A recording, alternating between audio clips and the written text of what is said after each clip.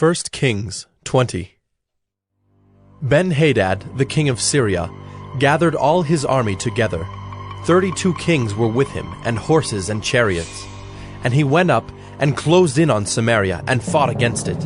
And he sent messengers into the city to Ahab, king of Israel, and said to him, Thus says Ben-Hadad, Your silver and your gold are mine. Your best wives and children also are mine. And the king of Israel answered, As you say, my lord, O king, I am yours and all that I have. The messengers came again and said, Thus says Ben-Hadad, I sent to you, saying, Deliver to me your silver and your gold, your wives and your children. Nevertheless, I will send my servants to you tomorrow about this time, and they shall search your house and the houses of your servants, and lay hands on whatever pleases you, and take it away. Then the king of Israel called all the elders of the land, and said, Mark now, and see how this man is seeking trouble, for he sent to me for my wives and my children, and for my silver and my gold, and I did not refuse him. And all the elders and all the people said to him, Do not listen or consent. So he said to the messengers of Ben-Hadad, Tell my lord the king, all that you first demanded of your servant I will do, but this thing I cannot do. And the messengers departed and brought him word again. Ben-Hadad sent to him and said, The gods do so to me and more also, if the dust of Samaria shall suffice for handfuls for all the people who follow me. And the king of Israel answered, Tell him, let not him who straps on his armor boast himself as he who takes it off. When Ben-Hadad heard this message as he was drinking with the kings in the booths, he said to his men, Take your positions. And they took their positions against the city. And behold, a prophet came near to Ahab, king of Israel, and said, Thus says the Lord, Have you seen all this great multitude? Behold, I will give it into your hand this day, and you shall know that I am the Lord. And Ahab said, By whom? He said, Thus says the Lord, by the servants of the governors of the districts. Then he said, Who shall begin the battle? He answered, You. Then he mustered the servants of the governors of the districts, and they were 232. And after them he mustered all the people of Israel, 7,000. And they went out at noon, while Ben-Hadad was drinking himself drunk in the booths, he and the 32 kings who helped him. The servants of the governors of the districts went out first, and Ben-Hadad sent out scouts, and they reported to him, Men are coming out from Samaria. He said, If they have come out for peace, take them alive. Or if they have come out for war, take them alive. So these went out of the city, the servants of the governors of the districts, and the army that followed them. And each struck down his man.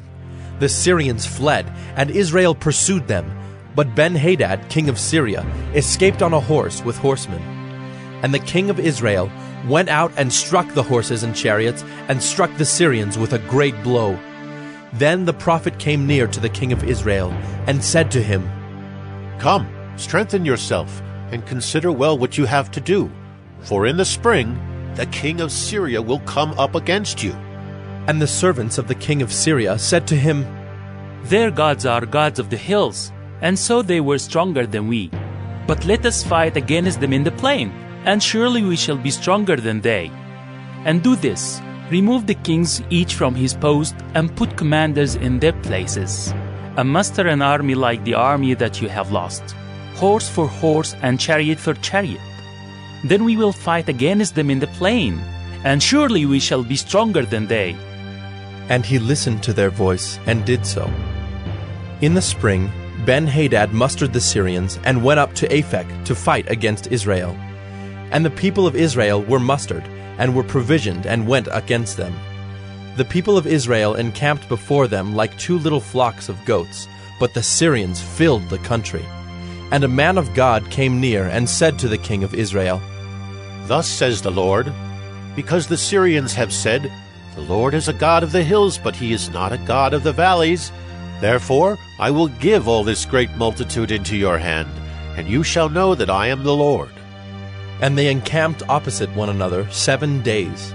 Then on the 7th day the battle was joined, and the people of Israel struck down of the Syrians 100,000 foot soldiers in 1 day. And the rest fled into the city of Aphek, and the wall fell upon 27,000 men who were left. Ben-Hadad also fled, and entered an inner chamber in the city. And his servant said to him, Behold now, we have heard that the kings of the house of Israel are merciful kings. Let us put sackcloth around our waists, and ropes on our heads, and go out to the king of Israel. Perhaps he will spare your life.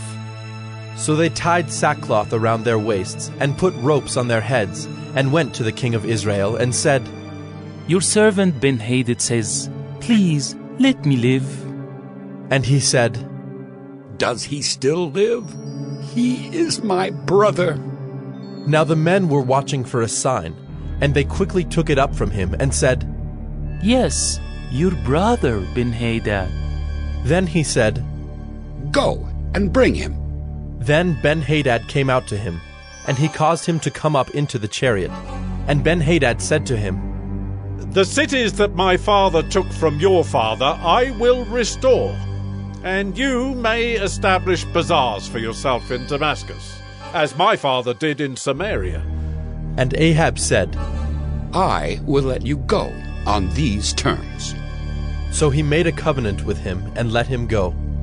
And a certain man of the sons of the prophets said to his fellow at the command of the Lord, Strike me, please. But the man refused to strike him.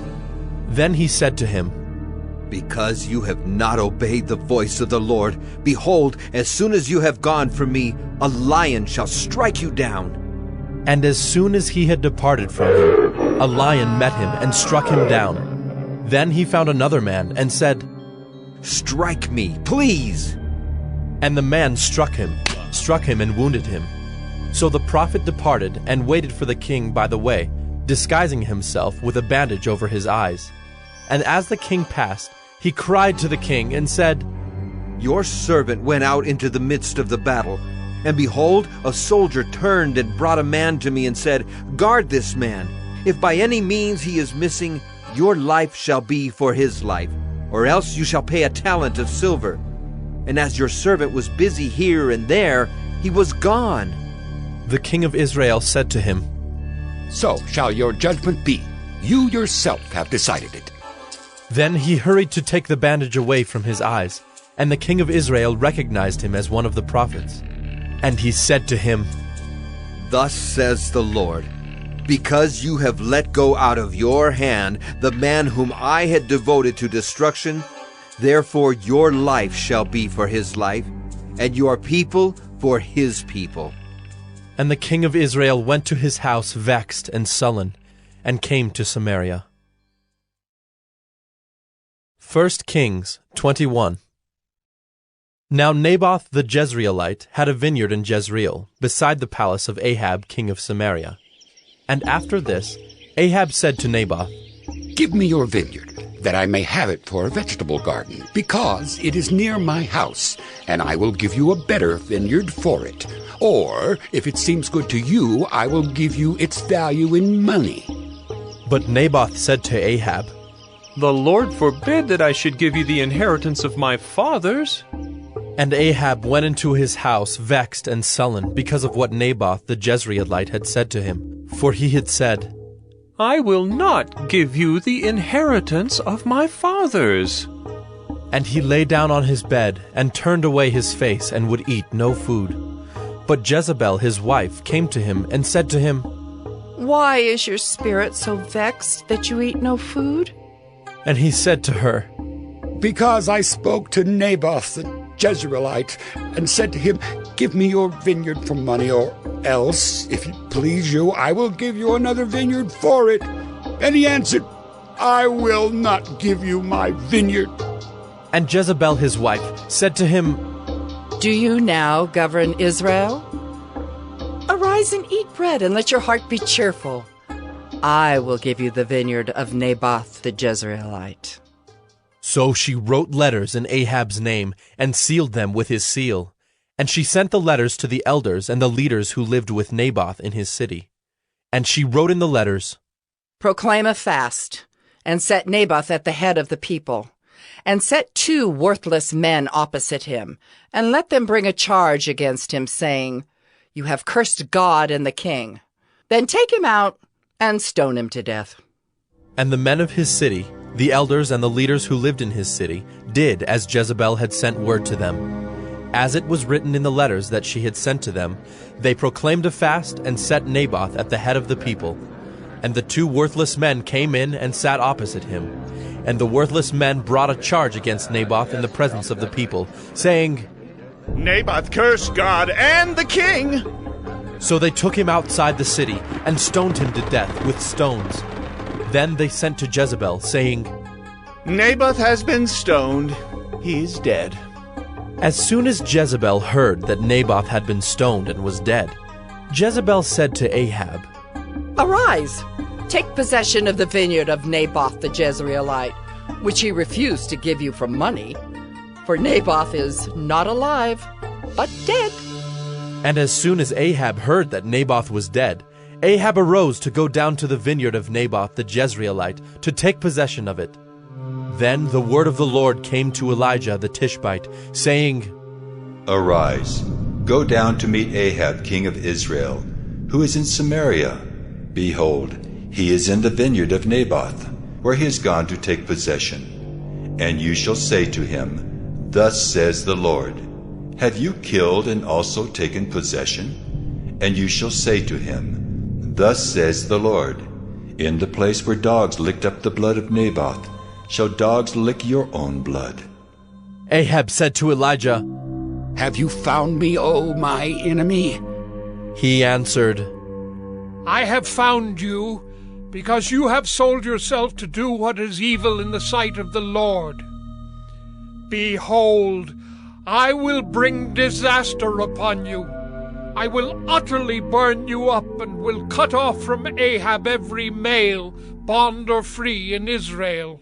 And I will make your house like the house of Jeroboam the son of Nebat, and like the house of Baasha the son of Ahijah, for the anger to which you have provoked me, and because you have made Israel to sin.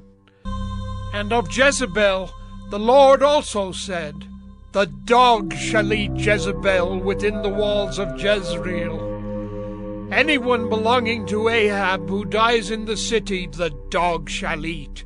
And any one of his who dies in the open country, the birds of the heavens shall eat. There was none who sold himself to do what was evil in the sight of the Lord, like Ahab, whom Jezebel his wife incited. He acted very abominably in going after idols, as the Amorites had done, whom the Lord cast out before the people of Israel. And when Ahab heard those words, he tore his clothes, and put sackcloth on his flesh, and fasted, and lay in sackcloth, and went about dejectedly. And the word of the Lord came to Elijah the Tishbite, saying, Have you seen how Ahab has humbled himself before me? Because he has humbled himself before me, I will not bring the disaster in his days, but in his son's days I will bring the disaster upon his house.